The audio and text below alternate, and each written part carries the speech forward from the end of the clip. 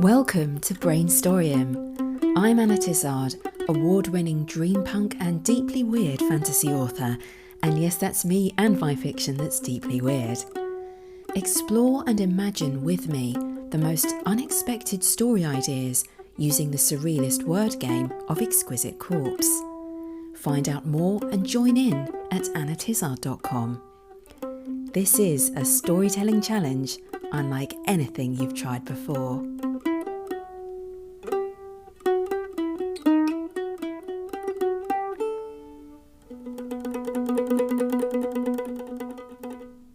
Hello, imaginative people. I'm Anna Tizard, and this is episode 78 of Brainstoryum. It's finally a really gorgeous summery day in the UK. I hope you're getting a bit of sunshine wherever you are, if that's feasible. But if not, don't worry, because the same sun is shining down on us from whatever part of the world you're in. It might just be covered by clouds right now, but it's still there. The way that ideas can sometimes hide behind other thoughts or other necessities of your day, they're still there. That creative potential awaits just beyond the reach of your senses, or it might be time for that inspiration to shine. I thought I'd share some writing news with you this time because I almost never do that. Why do I never do that? But instead of saying, here's some writing news, I want to say, and now for some dragon-related news, because how often in life do you get to say that sentence? I've been drafting a short story based on an Exquisite Corpse from the last show, and which I I felt like dismantling the words and putting them back in the socks of destiny. I was so stumped when the sentence first formed. Sacrilege, I hear you cry. But I never actually do that because each time I even think about doing it, I know how haunted I would be by those unexplored possibilities. I mean, what if it turned out to be the most amazing story in the history of all stories? And even then, if it might not turn out to be the most amazing story in the world, or whatever, the power of randomness steps in, or the power of imagination, or something magical proves to me that putting the words back into the socks would have been a big mistake.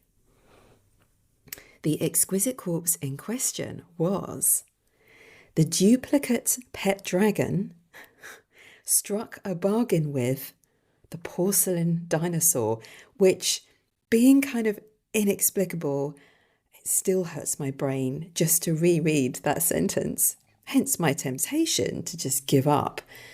But after enough pondering, it turned into the owner of the duplicate pet dragon store struck a bargain with the porcelain dinosaur, which I took to mean to be another breed of the same general species of dragon with pale skin. And so, after a bit of scene drafting, which I shared in the episode number 77, if you haven't heard it yet, I rolled up my sleeves and got writing because the idea then began to expand.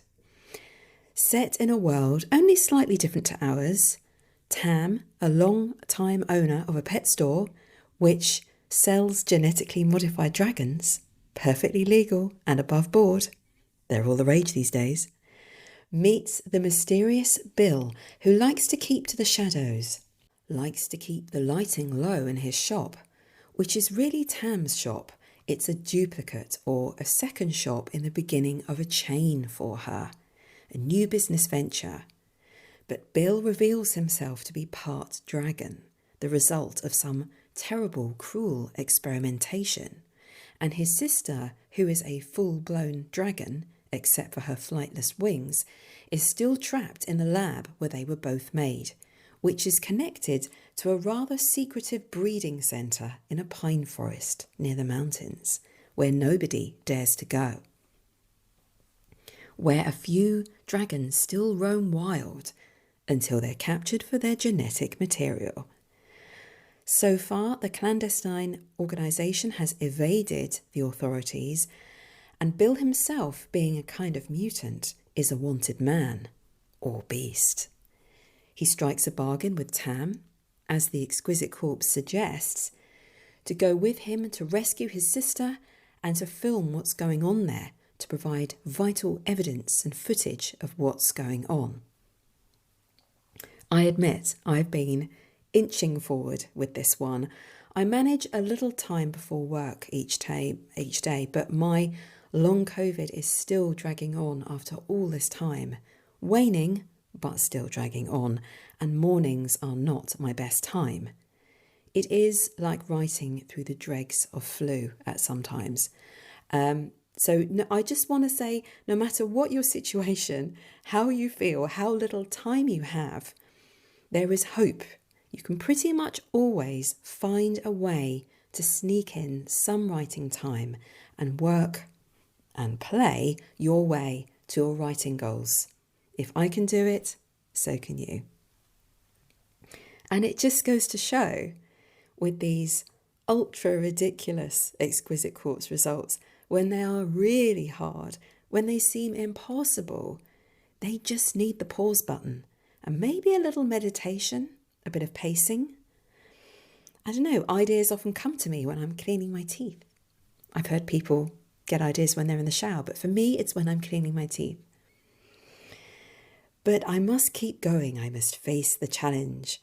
And weirdly, this does seem to be the way Exquisite Corpse works. I've noticed it before, that sometimes the really tough ones are the ones that blossom into the longest and most delicious stories. Maybe because you just had to work that bit harder to get there. You had to cast your net, the net of your imagination, that bit further or wider to try and make sense of it. And when I finally managed to pull together an idea, something went ping in my head, not in my microwave, but in my head, and everything started to flow. So once again, the 20-minute trick of let's just sit down and write this and see where it goes. That method won through, and I have another draft of a slightly longer story for my eventual next book in the series of The Book of Exquisite Corpse. So let us gather our imagination nets and prepare for some story writing challenges, because you never know what's going to come out of the socks of destiny.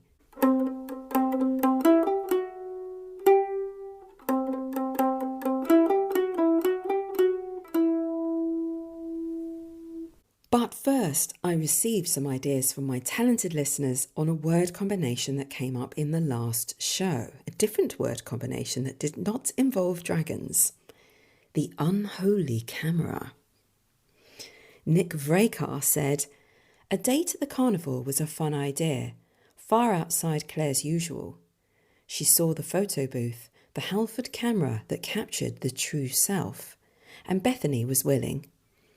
The photo slowly developed as the night went on, and in the photo, Claire saw she was alone, shrouded in darkness." Spooky. What is this darkness, and what causes Bethany to disappear from the picture as well? I found that very intriguing. I also like that this is set in a carnival. That really feels like a good setting to begin this particular story. Thank you for your idea, Nick. Patrick Towie said, "If you take a picture of something or someone, it turns evil." This is like a whole other step further than I went with the idea. Not capturing darkness in the soul, but imbuing it, inspiring it. Now that you could take in a completely different direction. Thank you for your idea, Patrick. Mariah said, "When I heard the unholy camera, I thought of a spy or a person who spies on others to blackmail them, perhaps." Mariah went on to brainstorm the whole of the Exquisite Corpse, which was the unholy camera carried the radiant astrophysicist, which made Mariah think of scientific experiments where the astrophysicist uses a camera to capture something. The light of the most ancient galaxy? A glimpse of a parallel universe? It's going to be fascinating. Just make sure the camera works properly. Oops. The astrophysicist's mind is now inside the camera. Someone else tries to use it and sees the astrophysicist in the photo. Now their friends and colleagues have to figure out a way to fix this problem, preferably before their boss learns about it, or the government. Well, I love this idea and how far you've taken it, Mariah. It's also different again from the other ideas that came in. I love that they're all different because this time someone is actually getting trapped inside the camera, which in a way the Exquisite Corpse actually says that. So it's even weirder now because why didn't the rest of us, everyone else who looked at it, interpret it that way? Gosh, it's just so odd and amazing how people's imaginations are so different. And as a word combination, the unholy camera is a particularly juicy one. As ever, if you do write and publish a story based on this or any other word combination that comes up on the show, please let me know at annatizard.com and I will give it a shout out. Now, I think it is time for new words and new challenges which can be provided only by the socks of destiny. That's right, and for those who haven't played before or listened before, Exquisite Corpse mixes words and phrases of different players into a sentence that goes describing word noun, action, describing word noun. And so it is with some trepidation and excitement that I reach into the describing word sock for our first word of the day. And this is from Wendy. Spiraling. Ooh, so we have a movement, and this is actually why I'm always saying this is why I say describing word instead of adjective, because it does not have to be an adjective. So let's try for another word, a noun, and see what or who was spiraling. This is from Alessandro Bozzo. Salad spinner. Oh, actually, that's quite weird because a salad spinner, technically, there's a circular motion going on here. So that's weird that that's come up. But a spiraling salad spinner. We don't normally have kitchen utensils involved in fantasy stories, but you never know. And you never know what these things might perhaps represent or be metaphors for or titles for. So our action is from Sean, also known as Blue Wizard Facts. Oh my goodness. Ejected from the town hall meeting. So we have a salad spinner who is rather strong-willed and who strong arms someone from the town hall. Oh, from a meeting or I suppose it would have to be a meeting or an event at the town hall. Oh my goodness, I just can't even think what this will mean, but it will mean something. I've learned my lesson. I cannot put the words back once they are out.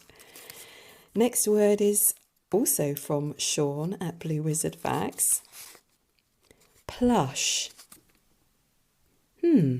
Makes me think of a soft toy, bizarrely enough, because they say plush toys, don't they, sometimes? But I think it can also obviously mean something luxurious or has that sort of plush texture.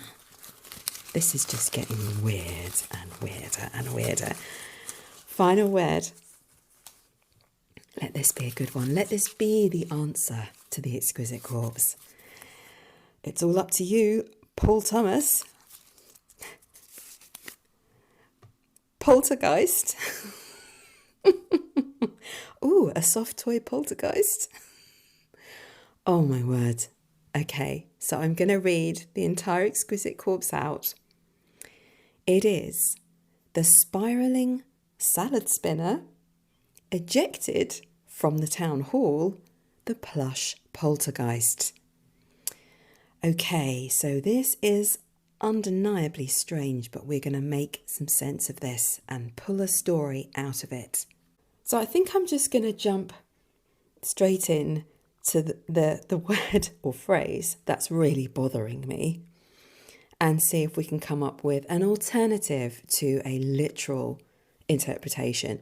So right now, salad spinner is really bothering me. And so I want to see if I can be creative about this. I'm thinking, first of all, spin could mean like spin on the news, in a news story. So a salad spinner could be someone giving a talk about food, but that has some kind of political bent or gossip around it. And maybe they're spiralling because they're flouncing around on stage in the town hall, spinning quite literally, taking over this meeting that's been called in the town hall. As ridiculous as this sounds, I have a feeling, an inkling of something very serious.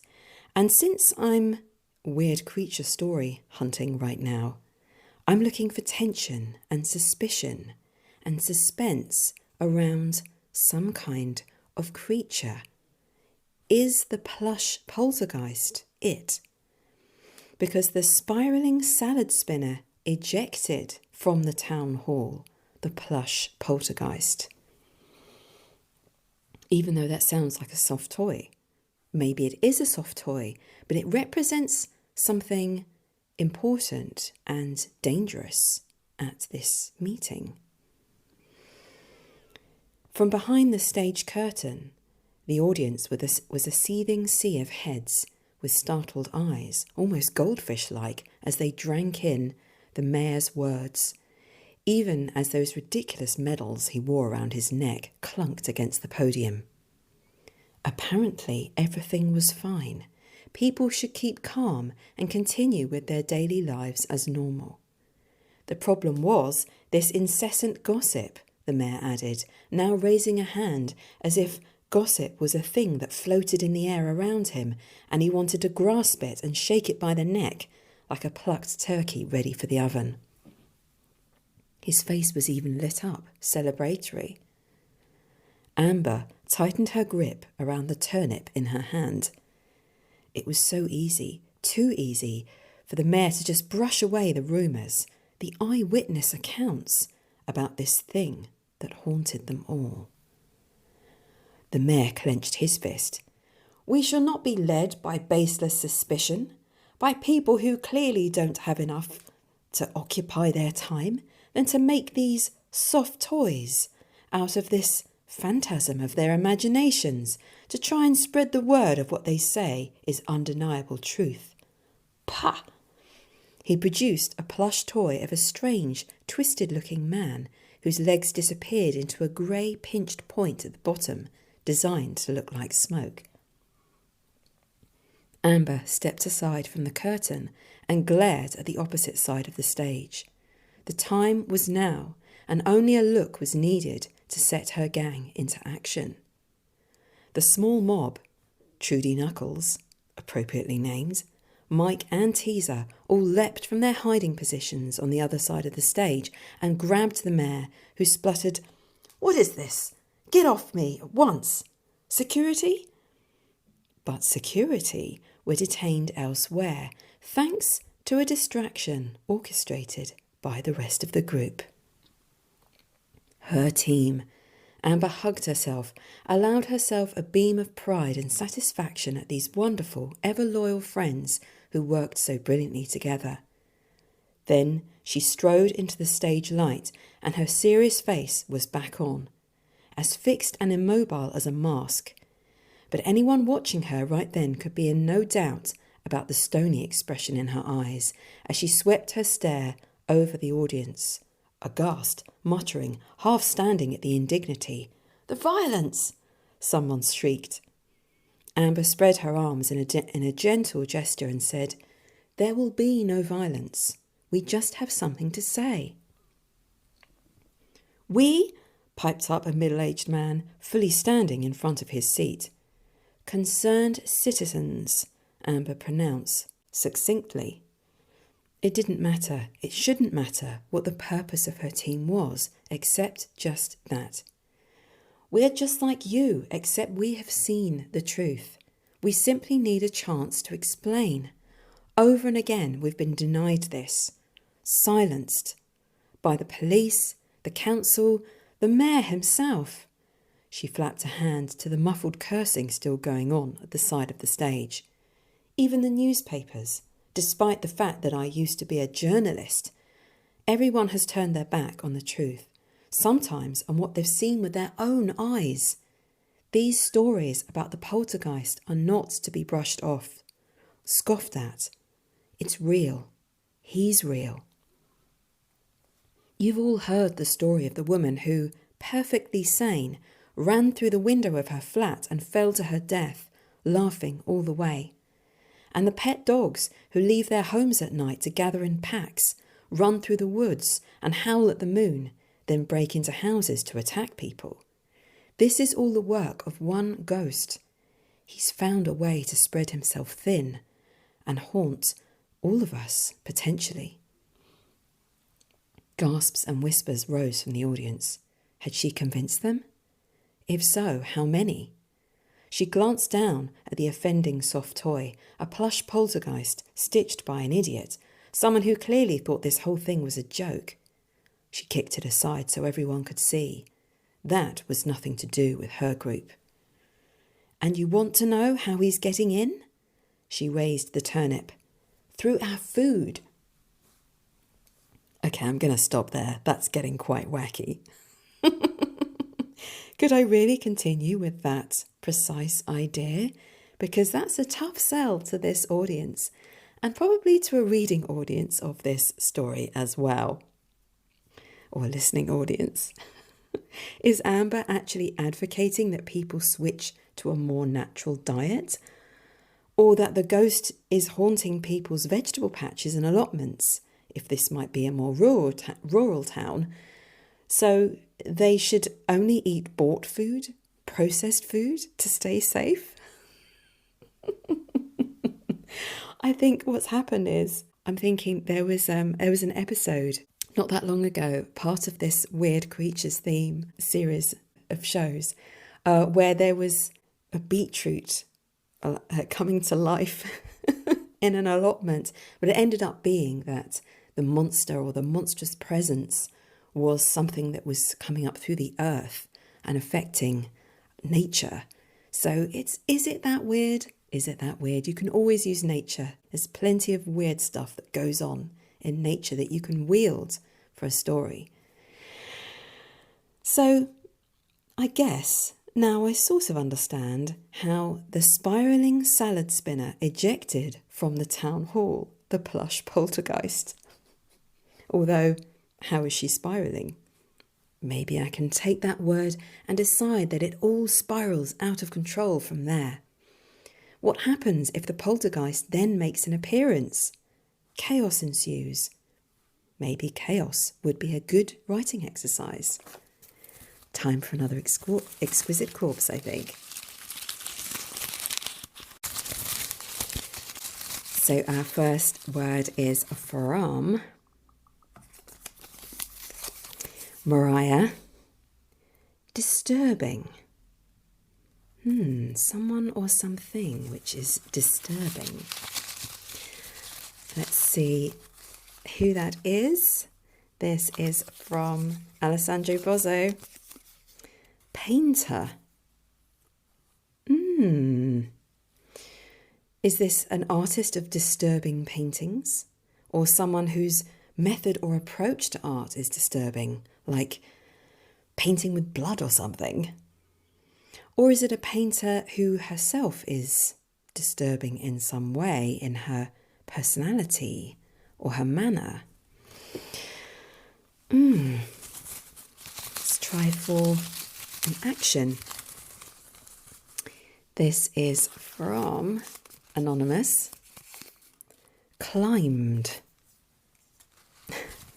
Okay, that's quite a straightforward, easy to interpret action.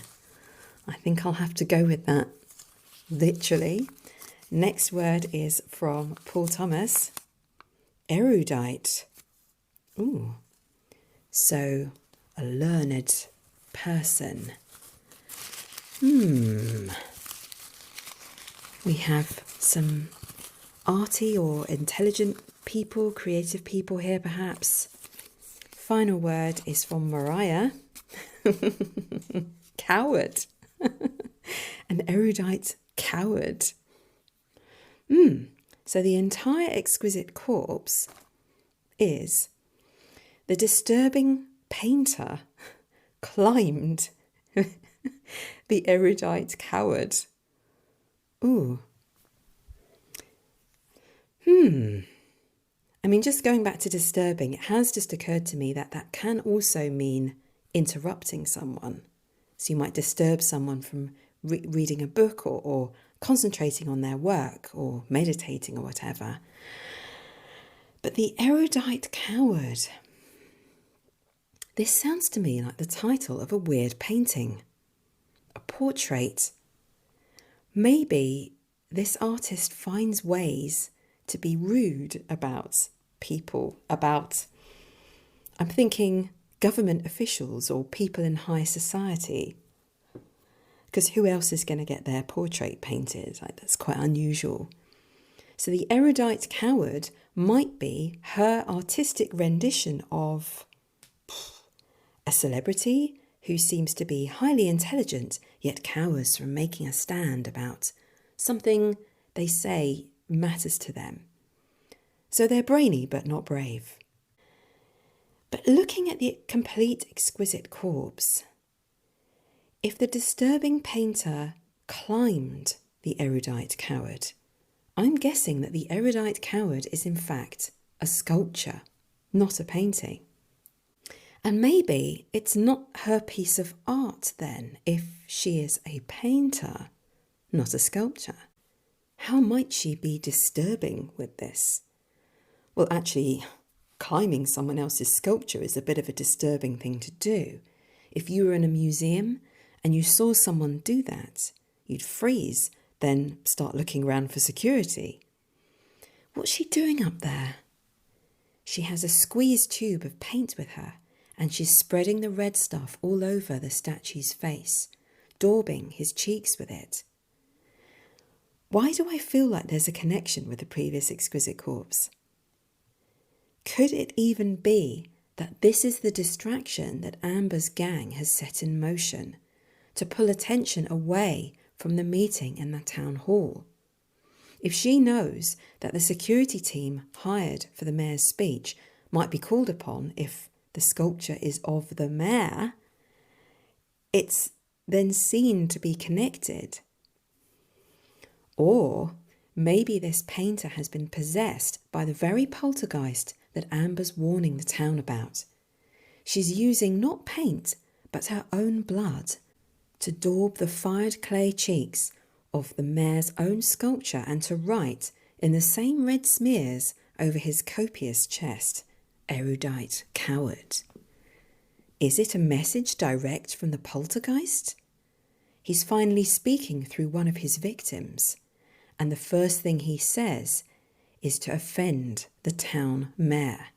And that is why and how the disturbing painter climbed the erudite coward.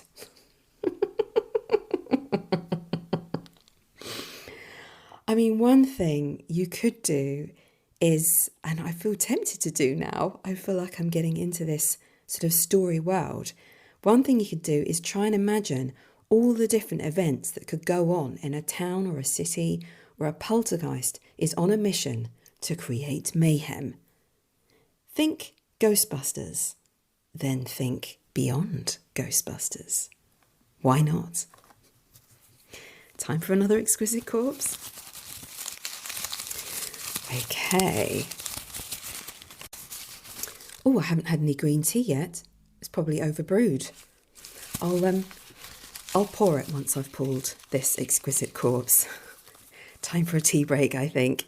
So our first word is from Mariah. Square.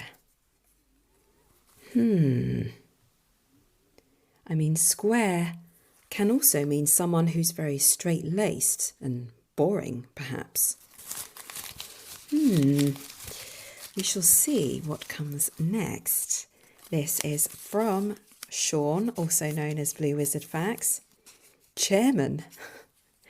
Okay, so unless this is a cartoon chairman, we might go for that other meaning of square, straight lace. But let's see. Next is from Alessandro Bozzo. Sold an antique trinket to. Ooh, we like trinkets. What's going on here? It feels like some dodgy dealing, even though the chairman is quite square. So maybe this is out of character for him. So many questions. But we haven't finished the Exquisite Corpse yet. The next word is from Sean, Blue Wizard Facts. Fuchsia.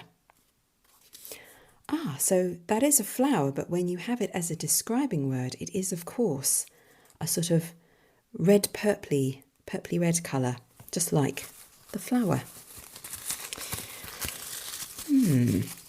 Who or what was fuchsia coloured?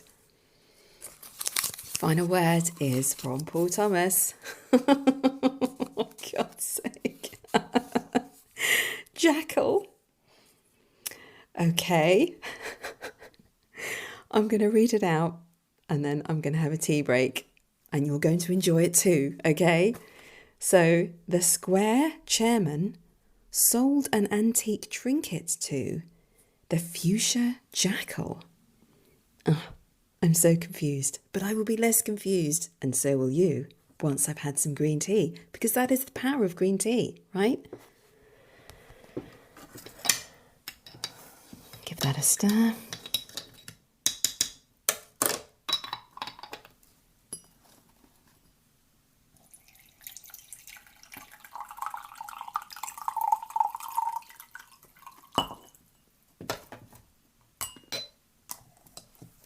Okay.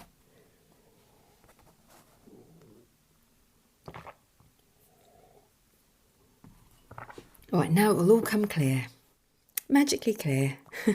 Because the square chairman obviously sold an antique trinket to the fuchsia jackal.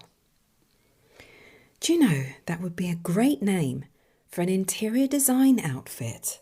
The fuchsia jackal, or maybe without the, just fuchsia jackal. I mean, come on. People should use Exquisite Corpse to come up with brand names. Throw a load of adjectives into one sock and a load of nouns into another. Make sure there are some colours in there and some animals in the nouns, and there you have it. Fuchsia jackal is the very cutting edge of modern style. We have leisure recliners, you mean fancy sofas, window-hung light filtration systems, you mean blinds and curtains, right? And a wide range of paints and wallpapers to suit every eclectic taste. Okay, well, at least you're kind of saying what you mean there. Eclectic how, exactly? But looking, well, I just get carried away here. Looking at the Exquisite Corpse, the square chairman sold an antique trinket to the fuchsia jackal. How can that be? Do they trade in antiques as well? Maybe as a sideline, I guess. For people dipping a toe into the antiques world, just throwing in a piece, well, carefully placing it here and there to make them feel more la-di-da. But hang on, that wording, trinket. A trinket is a piece of jewellery or something small like a small ornament that doesn't have much value. Although if you put the word antique next to it, well, maybe it starts to have value. Yesterday's rubbish might be today's gold. The antique trinket might sound like a contradiction in terms, an oxymoron, except for this idea that even something low value may become precious if enough time passes because it has history and becomes a curiosity. Who owned that thing? How did they live? It's like a window into another time. But for a swanky design brand like Fuchsia Jackal to buy an object like this, what could have led to that? Well, Purple Magpie is our more esoteric range for collectors or those dabbling in the art of collecting. A well-chosen collection can provide a focal point for any room and a great conversation starter for visitors. A carefully considered selection of antique objects, for example, especially around an unusual theme, can spark interest, imply travel experience in the owner, and potentially form the basis of a lifelong hobby, should you wish to pursue it further. So, Purple Magpie, with the assistance of electronic voiceover lady, is a new range, a new brand or sub-brand, if that makes any sense. Still working under the main company of Fuchsia Jackal. And now, only now does it come to me that a jackal is a scavenger. So maybe this already implies a darker, sort of grubby, grabbing side to the business, all undetectable under its smooth surface, just like with the electronic voiceover lady. Maybe that's the main form of customer service. You go into a shop full of displays of funky furniture, and it's a voice that guides you through the collection. I could get addicted to this. I need to get over it. I will get over it. But does Sir wish to see something a little more unusual? We have a selection of exoterica in our limited edition lounge, if you'd care for a coffee and to step this way. The man bobs his head in an exaggerated nod, his eyes darting to the corners of the showroom, the angles in alcoves formed by different sections they've split the place into for the displays, but he cannot see a single camera. How is his nod for yes being detected as the voice murmurs just ahead of him, "Come this way," and a door swings open? What appears beyond is a kind of mini labyrinth of room dividers, each open doorway peeking into a distinctive room. One is a kitchen, glittering with silver edges and a hint of coffee scent in the air. Another one is a bedroom in white and forest green. Surprised by the colour and the stark contrasts, the man dips his head in, almost just to be polite, though he's not even sure if anyone human is watching him. And as he pulls away to move on to the next one, there's a bristle of an actual forest, the sound of wind passing through leaves. Surely not. He retraces a step or two to check what he heard, but he finds he cannot. There is only a closed door. The voiceover clears her throat. The showroom is designed to give you a taste of what we offer, but always moving forward with the times. The man sets his jaw, thinking, that's a different way of moving forward with the times. But something stops him from saying anything. Maybe it's because it would be weird to talk back to AI. He passes a bathroom where soft lighting slides off impeccable tiles in duck egg blue. Glancing behind him, he sees the door is now closed, though it happens soundlessly, the movement between open and closed, indetectable. Another open doorway, another room. How on earth do they fit all of these showrooms behind the dentist's that's next door? And then, from memory, there's a mini supermarket next to that. these buildings must go back further than they look from the high street. A lounge, sumptuously decorated with polished wooden cabinets, a low mahogany coffee table in front of a grey sofa, on which a suited man and woman sit in silence, observing a glittering jewel held between the man's finger and thumb. "Hello?" the customer calls out from the corridor. But it's too late. The door has already closed. What is going on here? I feel like I've entered a labyrinth of writing, and maybe this is reflected in the ideas cropping up. This is one way of drafting something and of coming up with ideas that I love to do, just diving in, not knowing where it's going, until my subconscious mind decides to show me. Is this the showroom of my subconscious mind? I just haven't made it all the way through yet. This is how you can discover new ideas. You just enter the labyrinth and keep going, observing all the way. This trinket, I don't yet know what it means, but this company is rather creepy. And it's not necessarily a safe place for non-AI entities, methinks. Maybe the protagonist notices the images of the man and the woman on the sofa flickering.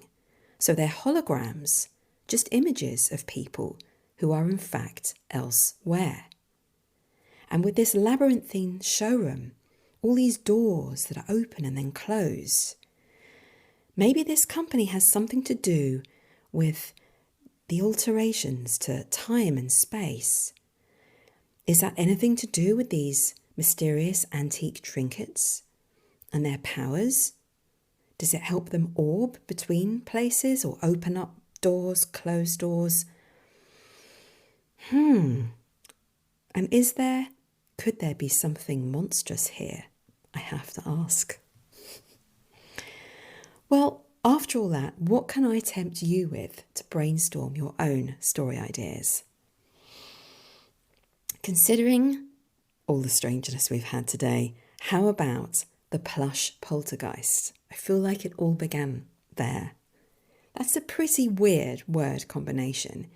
If you can think of something that may happen around a toy poltergeist, to take my idea into another setting or a whole other set of possibilities, or if you can think of a different interpretation entirely of that combination of the plush poltergeist, tell me what you find when you enter the labyrinth of your imagination. As usual, a sentence to a short paragraph is ideal, and make sure you get it to me by next Friday, just the Friday after this show is released, so that I receive it in good time before I record the next show. Go to annatizard.com and click the contact button on any footer. Until next time, go forth and be inspired. I hope you enjoyed today's Brainstoryum. You can find out more about Exquisite Corpse and my series, The Book of Exquisite Corpse, at annatizard.com. Subscribe to my e-newsletter and you'll get Volume 1 for free. And while you're there, why not submit a few words to the Socks of Destiny on my play page? You may inspire me or inspire yourself to write a unique new story. See you next time.